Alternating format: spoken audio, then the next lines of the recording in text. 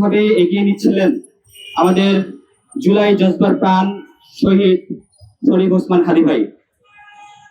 আপনারা জানেন তাকে কিভাবে প্রকাশ্যে দিবালোকে গুলি করা হত্যা করা হয়েছে।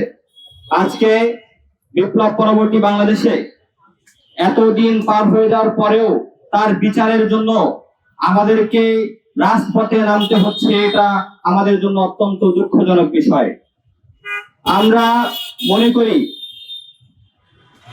2026 সালে এসে এরকম একটি হত্যাকাণ্ড ঘটিয়ে সরকারের সমর্থন ছাড়া কোনো খুনি এভাবে পালিয়ে যেতে পারে না। আমরা মনে করি সরকারের কোনো অংশের হয়তো এই হত্যাকাণ্ডের সাথে সরাসরি যোগসাজশ আছে। এজন্যই এই হাদি ভাইয়ের হত্যার বিচার এত বিলম্বিত হচ্ছে এবং যারা এই হত্যাকাণ্ডের সাথে জড়িত তারা ধরাছোঁয়ার বাহিরে রয়েছে। আমরা স্পষ্ট ভাষায় বলতে চাই, হাদি ভাইয়ের হত্যার সাথে জড়িত যে বা যারা আছে তারা সরকারের সাথে ইনভলভ থাকুক, তারা প্রতিবেশী কোনো বড় রাষ্ট্রের সাথে তাদের যোগসাজশ থাকুক না কেন, যাদের সাথেই তাদের যোগসাজশ থাকবে, আমরা সকল কুশীলবকে জনগণের সামনে দেখতে চাই।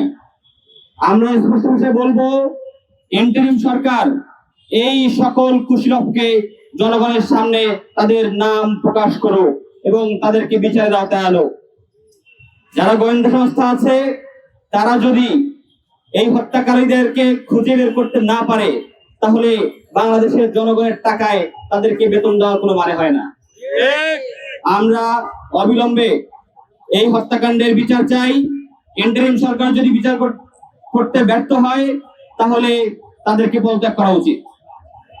একই সাথে আমরা আরেকটা কথা স্পষ্ট ভাষায় বলতে চাই,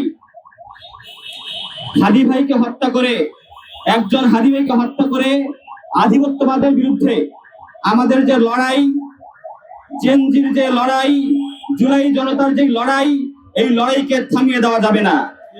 হাদি ভাই যেই পলিটিক্যাল আজাদির স্বপ্ন দেখতেন, কালচারাল আজাদির স্বপ্ন দেখতেন, তার এই স্বপ্নকে, তার এই সংগ্রামকে হাদি ভাইয়ের সহযোগিতারা এগিয়ে নিয়ে যাবে ইনশাআল্লাহ।